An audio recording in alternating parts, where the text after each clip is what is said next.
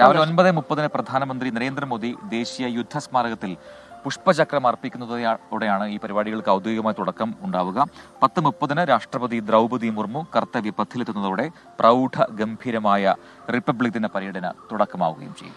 ബൽറാം നെടുങ്ങാടിയാണ് ഡൽഹിയിൽ നിന്ന് ചേരുന്നത്. Balram, very good morning. Republic ദിനാഘോഷങ്ങളുടെ ഒരു അതിനെല്ലാം സജ്ജമാണ് രാജ്യ തലസ്ഥാനം.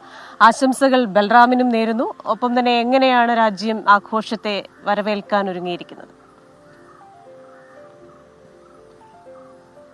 Very good morning Christina, Prajin.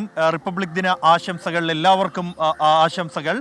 രാജ്യം വലിയ ആവേശത്തിലും സന്തോഷത്തിലുമാണ്. 76ാമത് റിപ്പബ്ലിക് ദിനം ആഘോഷിക്കുകയാണ് ഇന്ന്. അതിൻ്റെ ഒരു ആവേശ തിമിർപ്പിൽ തന്നെയാണ് രാജ്യ തലസ്ഥാനം.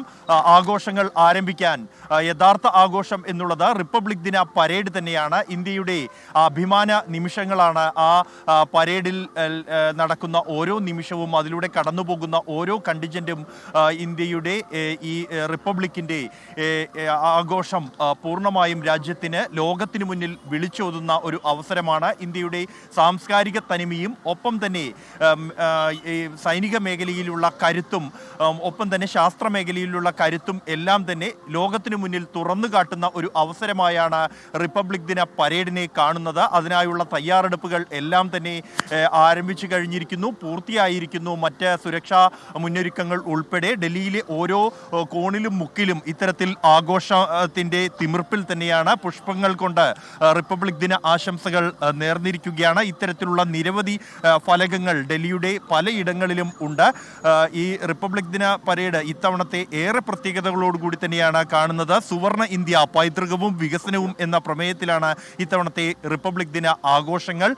ഈ ഒരു വിഷയത്തിൽ ഊന്നിക്കൊണ്ടുള്ള വിവിധ ടാബ്ലോകൾ 16 സംസ്ഥാനങ്ങളുടേതടക്കം 31 ടാബ്ലോകളാണ്. അത് കേന്ദ്ര സർക്കാർ വകുപ്പുകളുടേത് അടക്കം ഉണ്ട്. കൂടാതെ ഈ ഇതിൽ പങ്കെടുക്കുന്ന മറ്റ് മാർച്ചിങ് കണ്ടിജന്റുകൾ എല്ലാം തന്നെ ഇത്തവണ വ്യത്യസ്തമാണ്. ഓരോ തവണയും കൂടുതൽ വ്യത്യസ്തവും അതോടൊപ്പം തന്നെ കൂടുതൽ ആകർഷകവുമാക്കുന്ന രീതിയിലുള്ള വിഷയങ്ങളിൽ ഊന്നിക്കൊണ്ടാണ് റിപ്പബ്ലിക് ദിന പരേഡുകൾ നടക്കാറുള്ളത്. ഇത്തവണത്തെ ഒരു പ്രത്യേകത എന്നുള്ളത് ഇന്തോനേഷ്യൻ പ്രസിഡന്റാണ് മുഖ്യാതിഥിയായി പങ്കെടുക്കുന്നത്. അദ്ദേഹം തന്നെ നേതൃത്വം നൽകുന്ന ഒരു കണ്ടിജന്റും ഇന്തോനേഷ്യയിൽ നിന്നുള്ള ഒരു കണ്ടിജന്റും ഇത്തവണ റിപ്പബ്ലിക് ദിനാഘോഷത്തിൽ പങ്കെടുക്കുന്നുണ്ട്. 130 പേരടങ്ങുന്ന ഒരു കണ്ടിജന്റിനെ ആയിരിക്കും അദ്ദേഹം നയിക്കുക. ഒപ്പം തന്നെ 190 പേരടങ്ങുന്ന ബാൻഡ് സംഘവും ഇന്തോനേഷ്യയിൽ നിന്നുള്ള ബാൻഡ് സംഘവും ഇത്തവണ റിപ്പബ്ലിക് ദിന ആഘോഷത്തിന്റെ ഭാഗമാകും.